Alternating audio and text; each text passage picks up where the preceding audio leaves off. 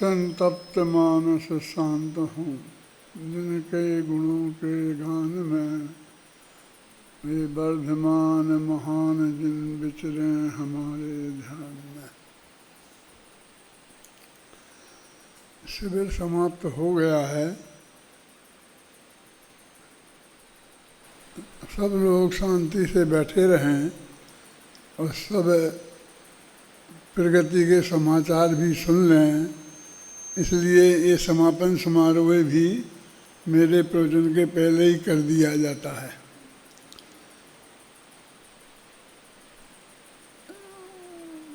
सात दिन से लगातार अपन समाधि का सार विषय पे बात कर रहे हैं। उसमें मैं एक बात आपसे कहना चाहता हूँ कि अभी जितनी भी शास्त्रों का अध्ययन यहाँ कराया गया, जितने भी विद्वानों के द्वारा, वो सब चारों अनुयोगों के शास्त्र थे। और चारों अनुयोगों के शास्त्र का अध्ययन इसलिए कराना जरूरी है कि एक विद्वान के लिए ही नहीं बल्कि हर आत्मार्थी को भी चारों अनुयोग का सामान्य ज्ञान अवश्य होना चाहिए। जैसे करुणानि योग का गुणस्थानों का ज्ञान, चरुणानि योग का हमारी खान पान की सब चीज़ों की क्रियाओं का ज्ञान, ये ज्ञान होना बहुत ज़रूरी है। तो उसकी वजह से हम निरंतर इस बात की प्रेरणा देते रहते हैं हमारे सभी विद्वान कि हमें अपने खान पान को, रहन सहन को एकदम शुद्ध सात्विक रखना चाहिए प्रयत्नपूर्वक। ऐसे ही कर्म फिलॉसफी को भी समझाते हैं कि हमारे जैसे हम भाव करेंगे वैसे कर्म बनेंगे, इसलिए हमें अपने भावों को संभालना चाहिए। इसकी प्रेरणा भी निरंतर दिया करते हैं और वो हमारे महाविद्यालय के कार्यक्रम में है। वो कोई हम उसके विरोधी नहीं हैं, हमारे कहने से ही वो सब एक कर रहे हैं कि ये भी प्रेरणा देते हैं हमें परिणामों की संभाल करना चाहिए, खान पान को भी शुद्ध सात्विक रखना चाहिए। और ये सारे संयोग हमारे हाथ में नहीं हैं, निरंतर जैसे जैसे जुड़ते रहते हैं उनके प्रति भी हम अपने परिणामों को हमेशा निर्मल रखें, सत्संगति में रहें। तब इस बात की हम प्रेरणा देते रहते हैं और फिर अंत में हम ये कहते हैं कि इसमें तुम कुछ नहीं कर सकते। हमारे 20, 25, 30 विद्वान इन्हीं दिनों में रेगुलर इन बातों की प्रेरणा दे रहे हैं और हमारी अनुमति से, हमारे कहने से दे रहे हैं। और फिर हम ये कहते हैं कि ये बातों में कुछ दम नहीं है, तो बहुत अटपटा लगता है। मैं अपने सब विद्वानों से जो ये काम करते हैं और सब साधर्मी भाइयों से एक बात आज अंतिम दिन अत्यंत सद्भावना के साथ कहना चाहता हूँ कि जिस तत्व ज्ञान की चर्चा हम आपसे करते हैं, क्या आपको ऐसा नहीं लगता है कि वो परम सत्य है? क्या इस बात में आपको शंका लगती है कि हमारे जो केवली भगवान हैं, जिन्हें केवल ज्ञान की प्राप्ति हुई है, उनके ज्ञान में सभी द्रव्यों की, भूतकाल की, वर्तमान की और भविष्य की कालें ज्ञान में नहीं आई हैं और वे पर्यायें सुनिश्चित नहीं हैं? किस समय कौन सी पर्याय होगी वो बिल्कुल पहले से ही नक्की नहीं है। हम कहाँ से किस भवों से घूमते घूमते आए हैं और आगे हमारे कितने भव बाकी हैं और किन किन भवों में कैसे कैसे जाएंगे, ये बात परम सत्य नहीं है। यहाँ तक कि हम इस समय किस ज्ञान के ज्ञेय को जानेंगे, ये भी हमारे परीक्षामुख सूत्र के माध्यम से हमने ये भी निर्णय किया है। माने ये जो सब बातें हैं ये परम सत्य बातें हैं, ये उसकी विरुद्ध बातें नहीं हैं। अभी अपने विपिन नागपुर वाले ने वे बातें समझाई से वो बता रहा था कि हम ये सब बातें समझाते हैं, ख्याल में आया ना। तो वो भी जो समझाते हैं वो भी सब सही हैं, और ये बातें जो हम आपको कह रहे हैं ये एकदम परम सत्य है। इस परम सत्य को स्वीकार किए बिना हम जैन धर्म को स्वीकार नहीं कर सकते हैं। मैं आप लोगों को ये बात कहना चाहता हूँ खासकर कि ध्यान का जो स्वरूप, ध्यान के बारे में जो अपन बात करते हैं, जिसका नाम शुद्धोपयोग भी है, जिसका नाम समाधि भी है, जिसके कम से कम 60-65 नाम बृहद्रव संग्रह की टीका में ब्रह्मदत्त सूरी ने लिखे हैं, वो सब चीज़ें ये परम सत्य नहीं है। माँ चिट्ठई, माँ जम्पई, माँ चिंतई, इसका नाम परम सामायिक है।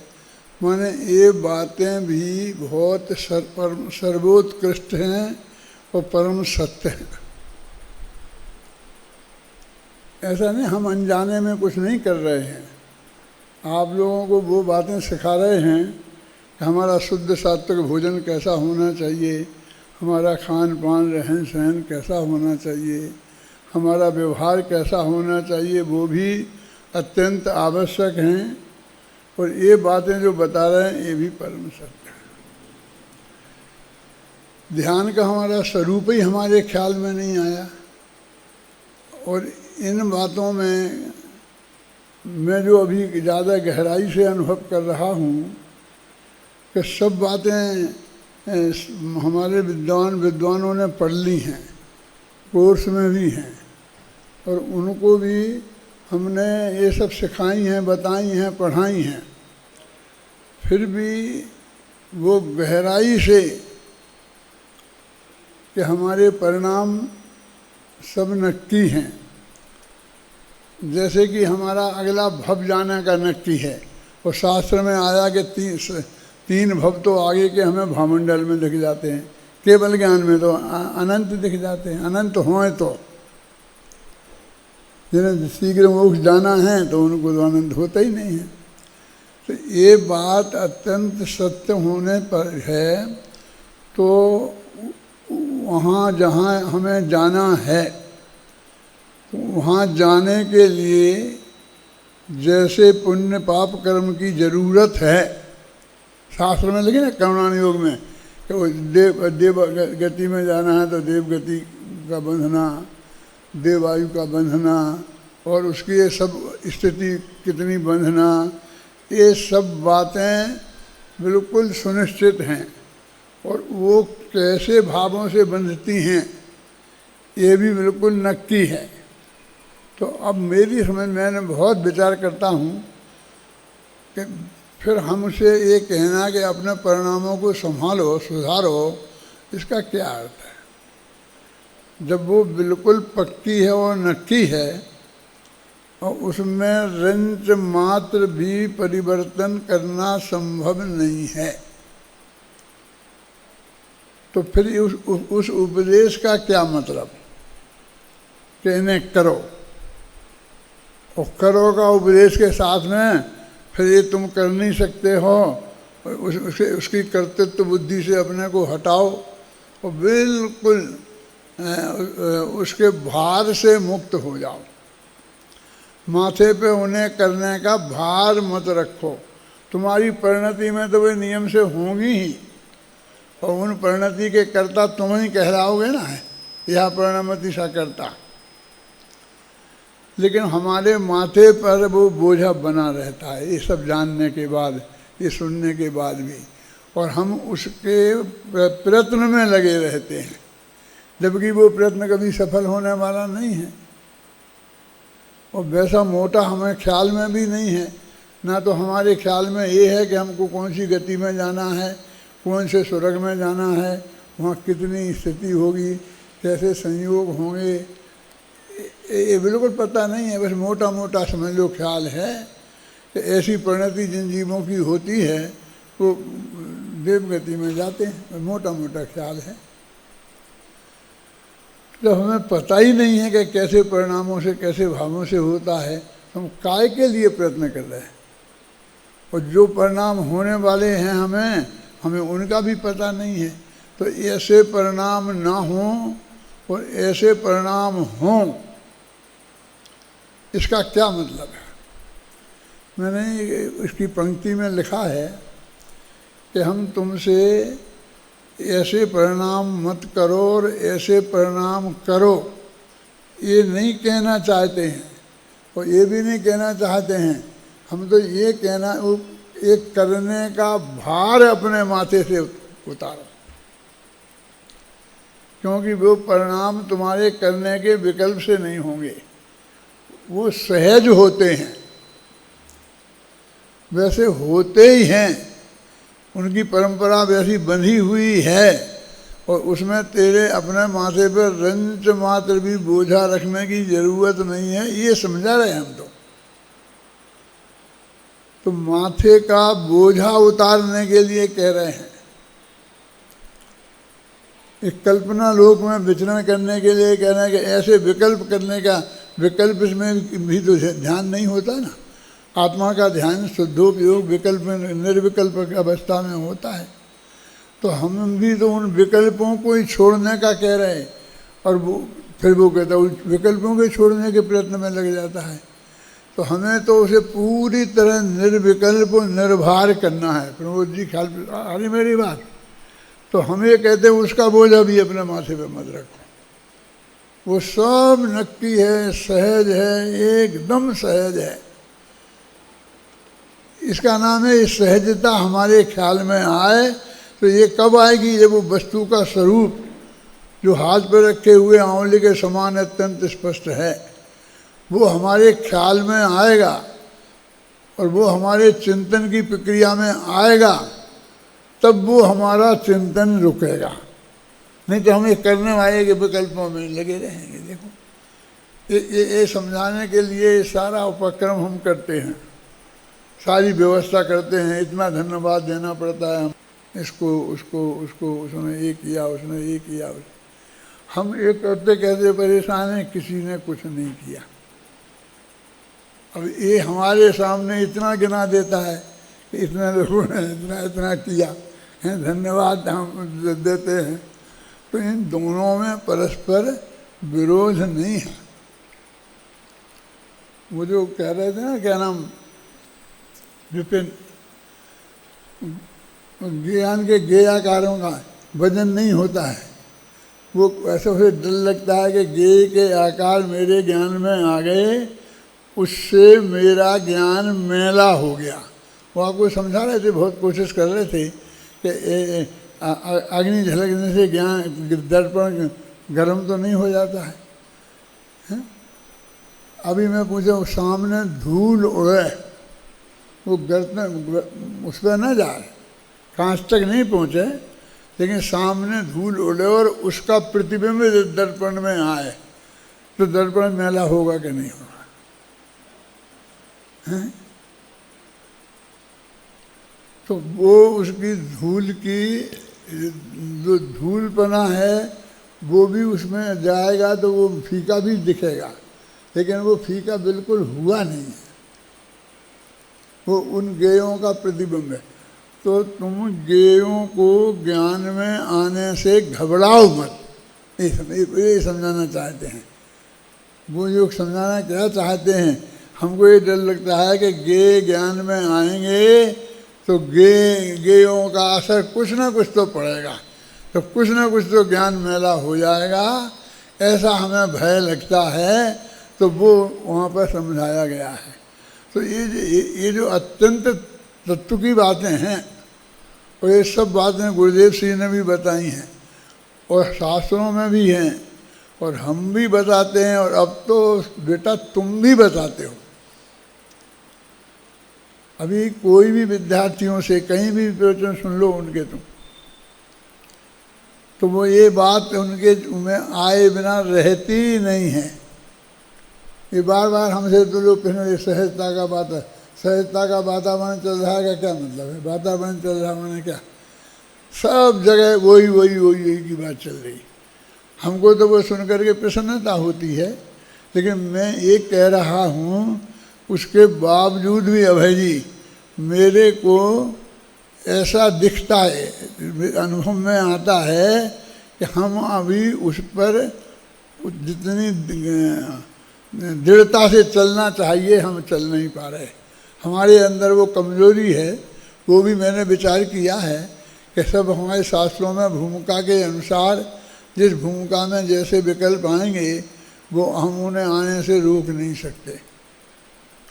तो उसके लिए भी हमने जवाब दिया है। अपनी जो एक किताब कविताएं लिखी हैं ना, निकाल सकता है, निकालो। कि ये है, उसमें मेरा गला भी सूख जाता है, इसलिए भी बुलवाता हूँ कि दो मिनट में मुझे आराम मिल जाए। बोलो। हाँ, कि तुमको ऐसा विकल्प आ जाए तो कोई चिंता मत करना, कि नहीं विकल्प को रोकने का विकल्प भी आ जाए तो उसे भी जान लेना, उसको भी तुम चिंता नहीं करना। कहते हैं कि विचित्र बात तो ये है कि ये विकल्प हमें नहीं उठना चाहिए, और हम ऐसा सोचते सोचते विकल्पों के जाल में उठने लगते हैं। तो हम क्या करें? तो वो कहते हैं कुछ नहीं करो, उठने दो। कि नहीं, आपने हमें समझाया है कि विकल्प के जाल नहीं उठना चाहिए, तब ध्यान होगा। तो फिर भी उठ जाते तो हम करें क्या? कि उठ जाते हैं तो उन्हें उठ जाने दो, उन्हें भी जान दो। क्योंकि भूमिका के अनुसार वो भार विकल्प उठेंगे, तो तुम उन्हें सबके प्रति सहज रहो। हम जानते हैं ना, डॉक्टर हमको बोलता है कि हमने ये आपको दवाई दी, तो ये दवाई आप खाओगे तो आपकी पेशाब पीली आएगी और एकदम ज़्यादा आएगी। तो हमें कहा डॉक्टर साहब आएगी तो आ जाएगी। कि नहीं, वो घबराते हैं मरीज देख के कि एकदम करीब पेशाब आ गई, कितनी बार बार जाना पड़ रहा है। तो ये रात के 2 बजे हमें फ़ोन करेंगे, हमें सोने नहीं देंगे कि ऐसा हो रहा, ऐसा हो रहा, क्या करूं, दवाई बंद कर दूं। तो हम पहले ही समझा देते हैं कि ऐसा होगा तो तुम घबराना मत, वो उसकी सामान्य प्रक्रिया का स्वरूप है। तो यहाँ पर आचार्य कहते हैं हम तो तुमको ये बता रहे हैं, वो भूमिका के अनुसार ही जाएंगे और भूमिका के अनुसार ही आएंगे और भूमिका के अनुसार ही ये इसमें प्रतिपादन में भी आएंगे। लेकिन वस्तु का स्वरूप क्या है, एक बार श्रद्धा में तो ये बात आवे। वो जो विकल्पों का आना, भावों का होना, वो चारित्र गुण का काम है, और ऐसा स्वीकृत होना, सहजता स्वीकृत होना, ये श्रद्धा का काम है ना। तो वहाँ श्रद्धा में मिथ्यात्व तो पूरा चला गया है, इसलिए वो तो पूरी तरह से आएगी। और चारित्र में तो अभी अनंतान बंदी गई है अकेली, अब प्रत्याख्यानावरण प्रत्याख्यानावरण और संजुलन मौजूद है, तो उसके अनुसार रहेंगे। और ज्यों ज्यों आगे बढ़ते जाएंगे त्यों त्यों वे कम होते जाएंगे, और वे चिंतन भी चलता आएगा। वो चिंतन की प्रक्रिया नहीं तो वो दिन भर ही रखना चाहिए ना, लेकिन वो इतना ही क्यों होगी कि मुनिराज को भी 6वें 7वें गुणस्थान में 24 घंटे में 16 घंटे शुभ भाव और 8 घंटे शुद्ध भाव रहता है। और लगातार अंतर्भूत है शुद्ध भाव तो केवल ज्ञान हो जाए, वो लगातार रहता नहीं है। तो टूट टूट के वो बाहर आता है और फिर अंदर जाता है, तो वो बार बार आता है ना उस भूमिका में भी। और वो उसमें सुधार एकदम भूमिका के अनुसार ही आएगा, और इसलिए उसमें आकुलता करने की ज़रूरत नहीं है। उस आकुलता का निषेध करते हैं। वो तो भूमिका के अनुसार होगी, लेकिन उसकी आकुलता हमें नहीं करना है। पूरी तरह एकदम सहज रहना है। ये असहजता वस्तु के स्वरूप में से नहीं आई है। ये वस्तु के स्वरूप में जो हमारी कमजोरी है, जो अभी हमारे चारित्र गुण में कमजोरी है, ये उसमें से आई है। इसलिए हमें उसकी बात को देखकर घबराना भी नहीं। जैसे हमें डॉक्टर कहता है कि टीका तुम लगवाओगे ना अभी कोरोना का वैक्सीन, तो तुम्हें बुखार आ सकता है बेटा, ऐसी तकलीफ हो सकती है, तो तुम घबराना नहीं, वो 2 दिन में अपने आप उतर जाएगा। तो ये बताना ज़रूरी होता है ना। ऐसे ही वो बताते जाते हैं आचार्य।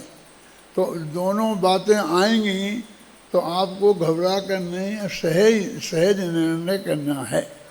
और जब वो हमारी परिणति सुधरेगी, श्रद्धा सम्यक होएगी, तो निश्चित रूप से उसमें श्रद्धा के लेवल पर संपूर्ण सहजता आ जाएगी। हमारे पूज्य गुरुदेव श्री के जीवन में एकदम सहजता थी कि वहाँ चलना है, वहाँ प्रवचन होगा आपका, बहुत बढ़िया है। कि वहाँ उनने कभी नहीं कहा कि मद्रास में प्रवचन होगा तो कौन सुनेगा समझेगा, ठीक है होगा, कि नहीं यहाँ पर बहुत ऊधमबाजी हो रही है तो गुरुदेव आज प्रवचन नहीं रखना है ना, नहीं रखना है, बहुत अच्छा है, ठीक है ठीक है ठीक है, कि नहीं अब व्यवस्था हो गई है बढ़िया और आग्रह बहुत है तो आपको करना है, चलो। मेरे कहने का मतलब उनका नहीं होना है तो भी सहज, होना है तो सहज, हर स्थिति में अनुकूलता का व्यजन, माने उनकी सहजता भंग नहीं होती। ऐसी सहजता इन सिद्धांतों के आधार पर, इनके सिद्धांतों की सच्ची श्रद्धा के माध्यम से हमारे जीवन में आए, इस भावना से ये बात मैं कहता हूँ। ना वो बात अपेक्षा से सब बात को समझना पड़ेगा।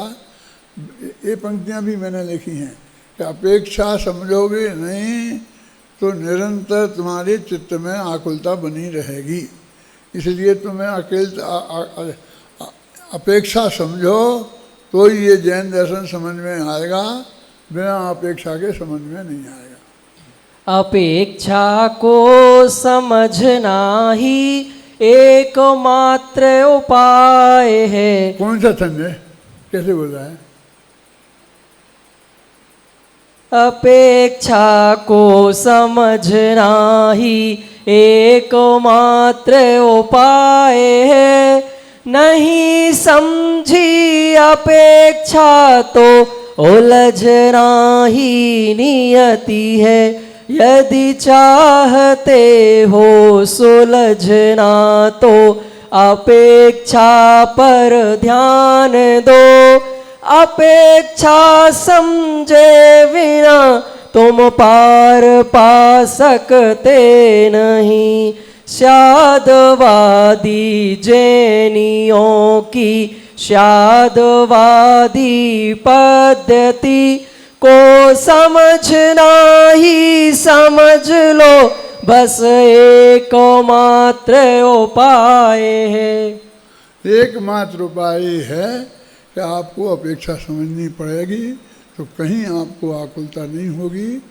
जिस विद्वान को जो क्लास दी जाती है, जो पाठ पढ़ाने के लिए दिया जाता है, वो पाठ पढ़ाता है, तो उसमें यदि प्रेरणा देने की बात आती है तो वो प्रेरणा देता है, और नहीं यदि दूसरे विषय से पढ़ाया जाएगा तो उसको वो बताएगा। तो इसलिए जैन धर्म का सर्वांग अध्ययन हो। महाविद्यालय में तो ऐसा करते ही हैं। इन शिविरों के माध्यम से भी हम अत्यंत व्यवस्थित ढंग से इस काम को करते हैं। और इसमें अकेला हमारा टोडामल देवभूमि सिद्धांत महाविद्यालय ही सम्मिलित नहीं है, बल्कि हमारे कोटा का और ये क्या नाम बांसवाड़ा का उदयपुर का, भोपाल का, ये सब विद्यालय शामिल हैं और उनके सब अध्यापक काम कर रहे हैं और उनके सब विद्यार्थी पढ़ रहे हैं। इसमें हमारे दो उद्देश्य हैं, एक तो सब में एक रूपता रहे, सबका ज्ञान का विकास एक सा हो, और दूसरे हमारे इन महाविद्यालयों में आपस में संगठन, प्रेम, वात्सल्य भाव बना रहे। और हमारे ही विद्यार्थी तो सब में पढ़ा रहे हैं, दूसरा तो कोई एक भी नहीं है। हमारे उस ज़माने में यद्यपि हमें लोग पढ़ाते थे, लेकिन फिर भी व्याकरण का, अंग्रेजी का, इनके पढ़ाने वाले दूसरे आ जाते थे। अब तो अंग्रेजी भी हमारे विद्वान ही पढ़ाते हैं जो हमारे इन सब विषयों के विशेषज्ञ हैं। अब तो संस्कृत भी हमारे विद्वान ही पढ़ाते हैं, लघु सिद्धांत कौमुदी भी यही पढ़ाते हैं। तो ये सब लोग पढ़ाते हैं, सबकी श्रद्धा एक सी है, सबको आत्मकल्याण करने की भावना है। और सचमुच मैं देखता हूँ कि सब में बहुत गहराई से वो भावना भरी हुई है। तो ये काम बहुत सहजता, सरलता से हो रहा है और निरंतर होता रहे। जितना अधिकतम समय हम इसमें बिताएंगे, इसके लिए जितने अधिक आप लोग समर्पित होंगे, ये उतना ही अच्छा चलेगा और उतना ही लंबे काल तक चलेगा। मेरे भरोसे ना इतना अच्छा चल सकता है, क्योंकि मैं कहाँ जा सकता हूँ, और ना उस लंबे काल का भी कोई भरोसा है। लंबे काल की बात तो तभी तक हो सकती है कि जब हमारे विद्यार्थी पढ़ाएं तो उनके विद्यार्थी पढ़ाएं, फिर विद्यार्थियों के विद्यार्थी पढ़ाएं, पूरी परंपरा इसमें ट्रेंड रहे, सब उसमें लाइन में लगे रहें, तो गांव-गांव में ये धारा चल सकती है, चलती रह सकती है, चलती रहे। इस मंगल भावना से मैं अभी की बात समाप्त करता हूँ।